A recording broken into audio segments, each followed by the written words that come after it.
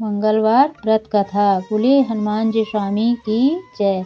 व्यास जी बोले, एक समय ऋषि मुनियों की तपोभूमि परम पावन तीर्थ में भूमंडल के 86,000 सैनिक आदि ऋषि एकत्र हुए।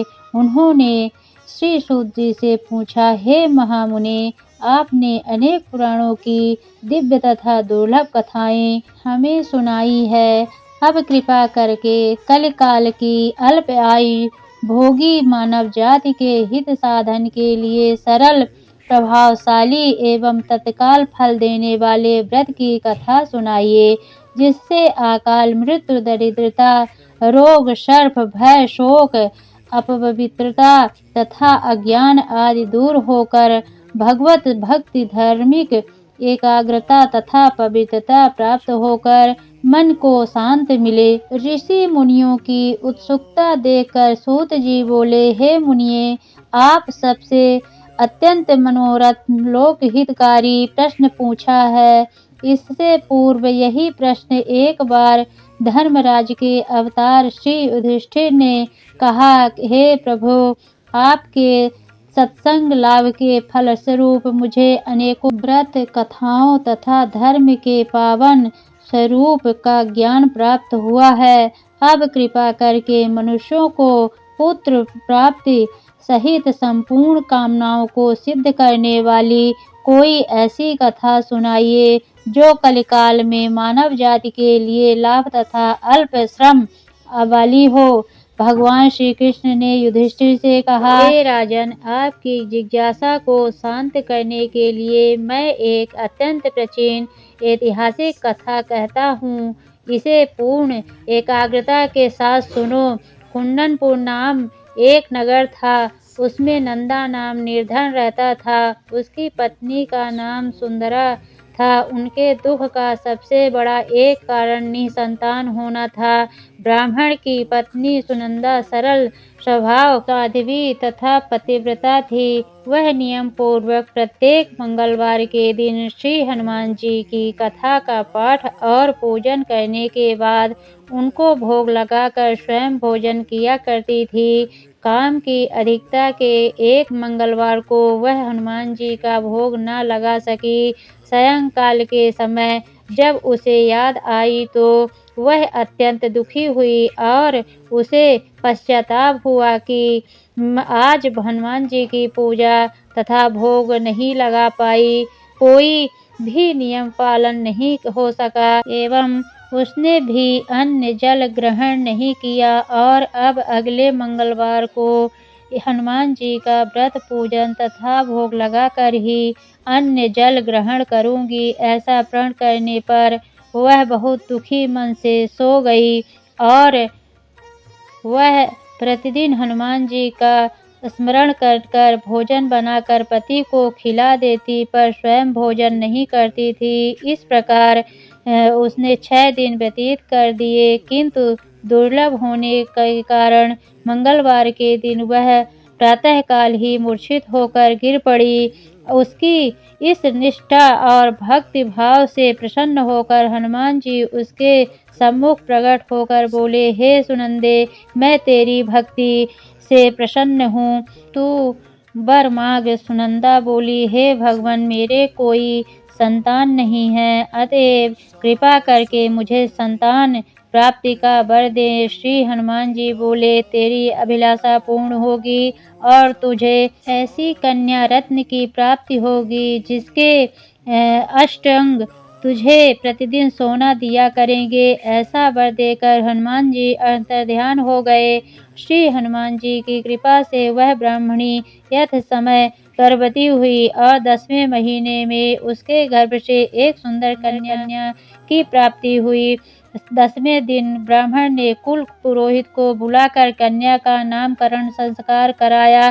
पुरोहित ने जन्म नक्षत्र तथा राशि के अनुसार कन्या का नाम स्वर्णा रखा। कन्या के पूर्ण जन्म के संस्कार बड़े उत्तम थे और उसने पहले जन्म में मंगल देव का विधि विधान से व्रत व पूजन किया था। कन्या के अष्टांगों से प्रतिदिन काफी सोना मिलने के कारण वह ब्राह्मण अत्यंत धनवान होने के साथ साथ अभिमानी भी हो गया। प्रकृति के विकास गति के अनुसार जैसे शुक्ल पक्ष का चंद्रमा बढ़ता है, उसी प्रकार कन्या भी प्रतिदिन बढ़ने लगी।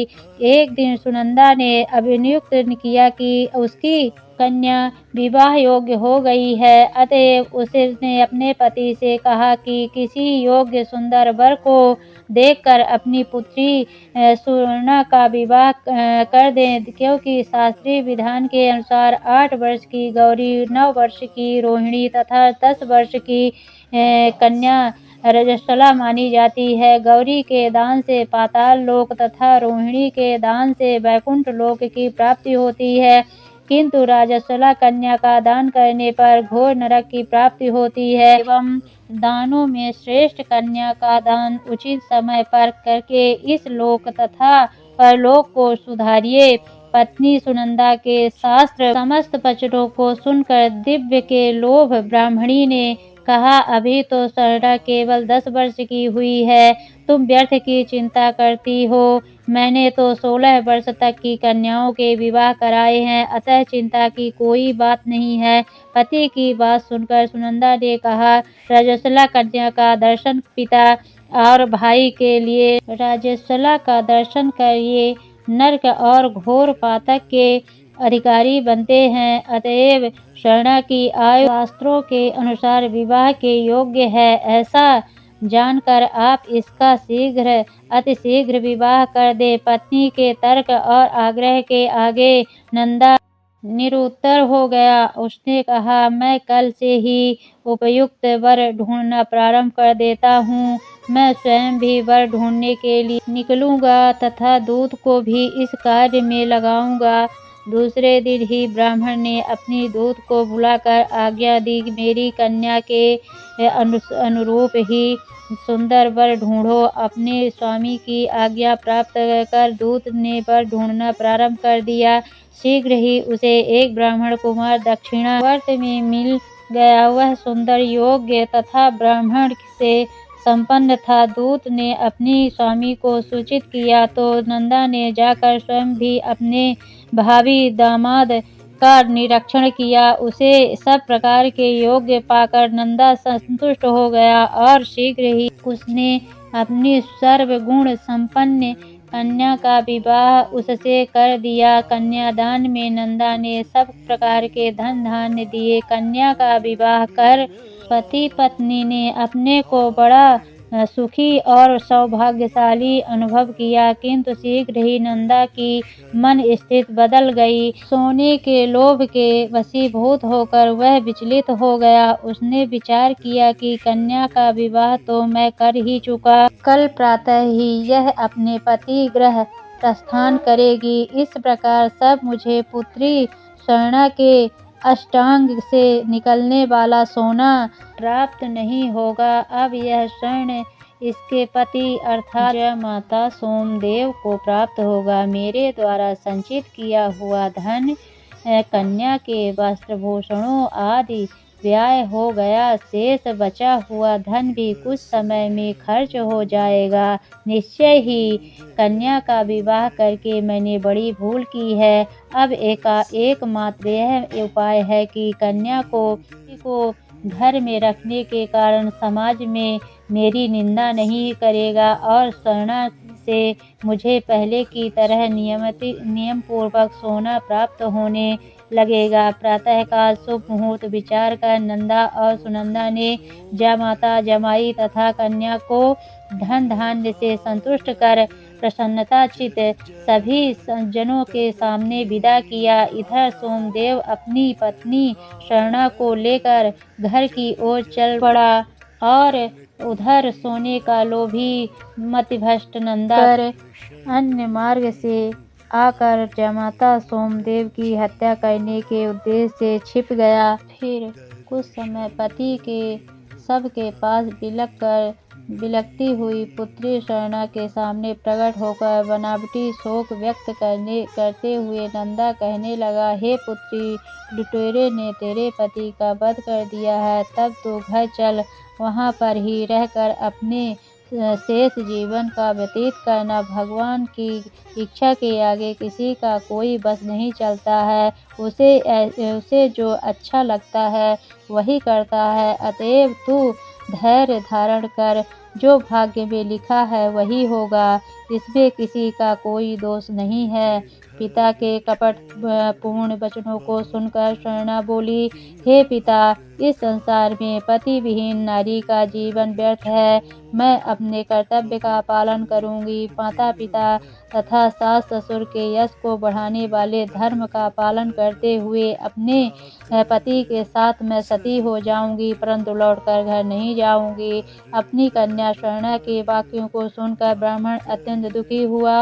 वह विचार करने लगा कि मैंने व्यर्थ ही इसके पति का वध किया। मेरा धन प्राप्त का अभिशिष्ट तो सिद्ध होता दिखाई नहीं देता। इसके विपरीत ब्राह्मण की हत्या का साथ साथ पुत्री के शरीर त्याग का पाप भी मेरे सिर पड़ने वाला है। इस प्रकार विचार कर पश्चाताप और अग्नि के वशीभूत होकर नंदा दुखी होकर रोने लगा। विवश होकर सोमेश्वर की चिता बनाई गई। फिर स्वर्णा 16 श्रृंगार कर पति का सिर गोद में रखकर चिता पर बैठ गई। जैसे ही सोमदेव को सबको मुखाग्नि दी गई, वैसे ही प्रसन्न होकर मंगल देव प्रकट हो गए और बोले, हे स्वर्णा, तेरी पति भक्त से अत्यंत प्रसन्न हूँ, अतएव तू वनवाक्षित वर मांग। मंगल देव को प्रकट देखकर स्वर्णा ने भाव से उन्हें प्रणाम किया। फिर विनम्र होकर बोली, हे मंगल देव, यदि आप मुझ पर प्रसन्न हैं तो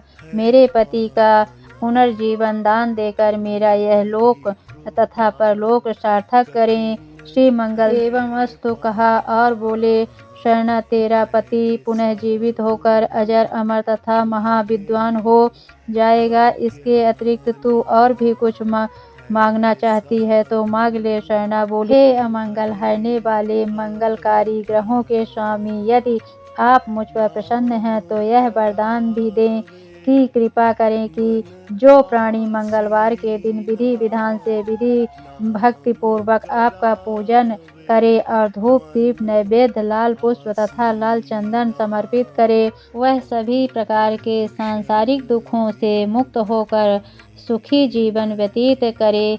रोग शोक ताप जनों का वियोग अग्नि ताप तथा सर्प आदि उसे कदापि न सतावे। मंगलवार का व्रत करने वाली स्त्री कभी विधवा न होकर अटल सौभाग्यवती रहे तथा पुत्र पौत्रों से युक्त सुखी जीवन व्यतीत करे। मंगल देव तथास्तु कहकर अंतर्ध्यान हो गए। मंगल देव की कृपा से सोमदेव जीवित हो गया। स्वर्णा अपने पति को पुनः प्राप्त कर अत्यंत प्रसन्न हुई।